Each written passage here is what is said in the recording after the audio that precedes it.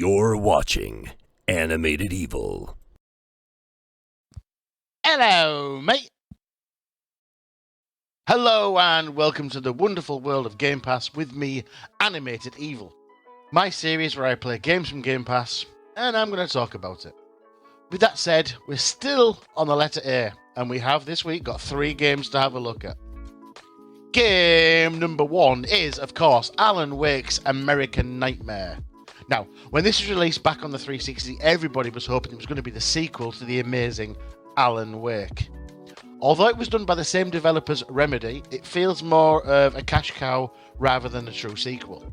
On its initial release, Alan Wake itself was very, very popular and did Remedy a great service. It was so good. So, this prequel, not prequel, the premise behind this is that Mr. Wake himself, after the first game, he has released his TV show, and what we witness in this game is that said TV show. Even though our young Alan is still the star of this entire game, it's a very, very much more arcadey run and gun style as opposed to the original's sort of horror, intense kind of game. This feels a little bit loose when it comes to it, really. I enjoyed what I've played of it. I don't think it's one for me. I'm a massive fan of Alan Wake in itself. I remember buying the collector's edition back in the day, and I still own the collector's edition for the 360. The issue between the disparity between the two is that in this game, ammo is always available. The light that heals you is always available. The enemies come out from nowhere just to absolutely destroy you if they can, but the thing is, you've got so many bullets, it doesn't matter, you're not scared. And for me, the original, I was scared of it because of the atmospheric sort of lie around the game. This, not so much.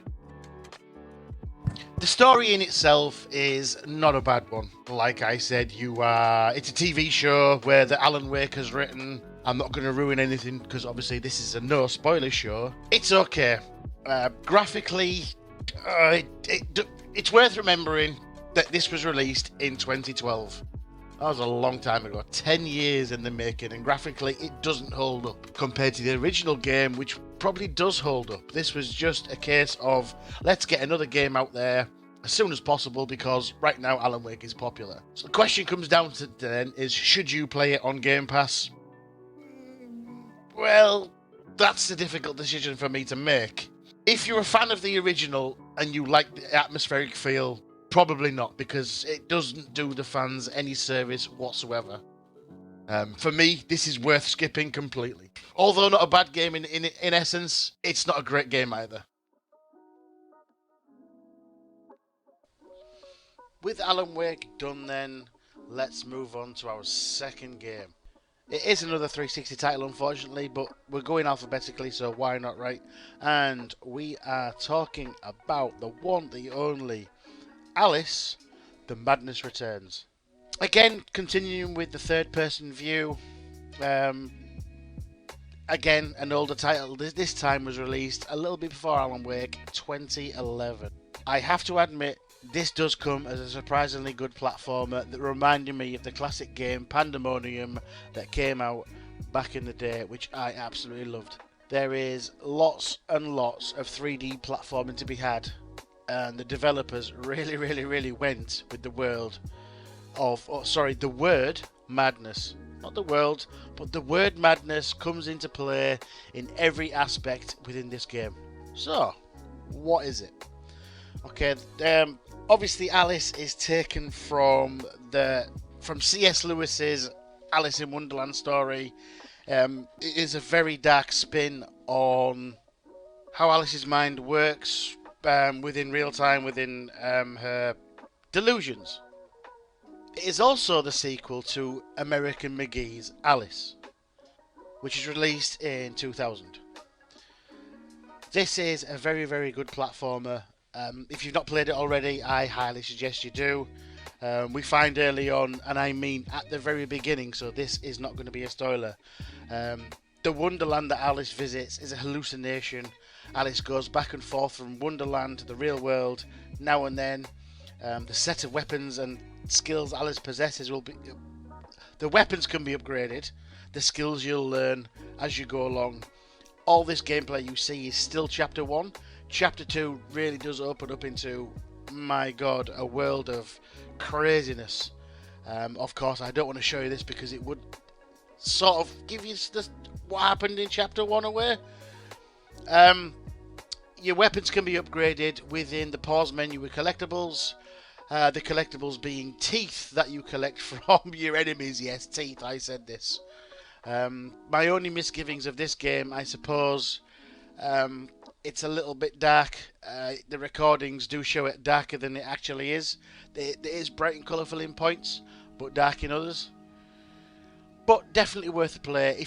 If you've never played it before, it's worth a go. It is an old 360 title, so do you know what? Graphically, it's not the best. But again, if you missed the boat on the first outing, give it a go. So on to our third game of our episode 2. We have the one, the only, the ever scary Alien Isolation. Now, what to say about this? The version you're looking at is from the Xbox One, not the Xbox 360. I have to remind you that this was built for the Xbox 360 with the Kinect in mind. Okay, the beauty of this game back on the 360 when I did play a lot more of it was the fact that if you had your Kinect turned on, you could utilize head tracking, you could utilize any sound in the room, and you would be killed by the alien. Again, this is very early gameplay we're watching. So, saying that, what do I think of it playing it on the lately on Game Pass on the Series S? It's good. I did try in different audio modes. So originally I put it through my TV, which is Dolby Atmos. It was okay. It didn't really scare me up a little bit. Then I decided to put it through my Dolby DTS surround sound system, quite loud. Again, it stood up really well. Didn't give me that feelings, but if you play it on a set of headphones with Dolby Atmos, my god, it still holds up with the Scarapalooza that it is. It's very, very atmospheric. It's still scary to this day. You don't see me attacked by the alien in this video because I had my mic turned off. I do want to play very early gameplay. I haven't come across the alien in this part of the gameplay yet. It does come. Not to ruin the story, but there is aliens in the Alien game. So, with that said, what is the actual game about? Let's discuss. This is a first-person survival horror game, and you play as Ripley Jr., the daughter of Ripley herself. You start the game off looking for your mother, and you go upon a certain ship to try and find what's what.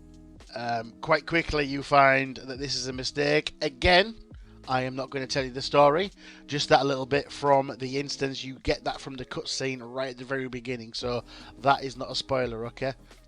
What do I think of it? Yeah, definitely play it with headphones. Do you know what? Again, it's a great game, but if you've played it before, kind of pointless playing it again on the on Game Pass right now. If you've never played it, never experienced it, please, I implore you, give it a go, because do you know what? It is a really, really good game once you get into it. I don't want to spoil it, but halfway through it gets a lot easier, a lot less scary. But yeah, in my opinion, play it. And I hope you've enjoyed episode 2 of the wonderful world of Game Pass. This has taken longer this week because I've been very, very busy. I apologise, but don't worry, I will be stepping up the production of these kind of things. I've been so busy for the last fortnight. However, again, as always, thank you for watching. Like, subscribe, all that good stuff. These will keep coming. I'll see you on episode 3. Good night, God bless.